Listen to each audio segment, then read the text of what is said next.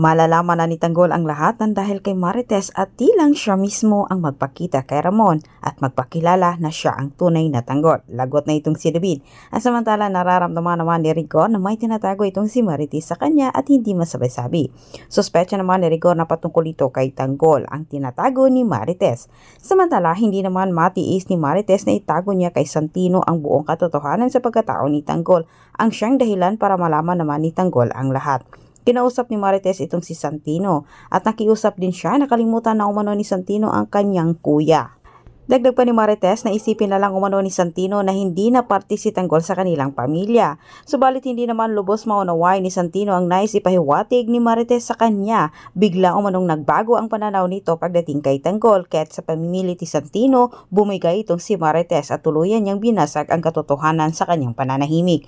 Sinabi ni Tess na pinagtangkaan umano ni Tanggol ang buhay ng kanyang tatay ngunit hindi naman naniniwala itong si Santino ipinagtanggol pa niya ang kanyang kuya Tanggol laban sa masasamang iniisip ni Marites. Dagdag ni Santino gusto umano niyang marinig ang paliwanag ng kanyang kuya Tanggol.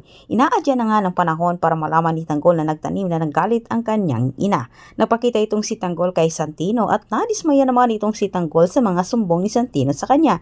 Inamin naman ni Tanggol ang totoo pero depensa naman ito hindi umano niya sinasadya ang kanyang nagawa sa kanyang tatay Rigor.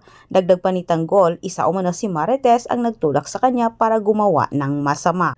Nagka-interes itong si Tanggol na magpakita sa kanyang ina para linawin ang lahat at magpaliwanag.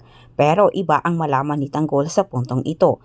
Tilang bibigay na itong si Marites at aaminin na niya kay Tanggol ang buong katotohanan sa pagkatao nito at maging palaisipan naman para kay Tanggol kung sino ang nagpapanggap sa kanyang pagkatao sa pamilya Montenegro. Samantala sa kabilang dako, tilang natamaan itong si Ramon kay Marites dahil sa pagtulong nito sa kanya.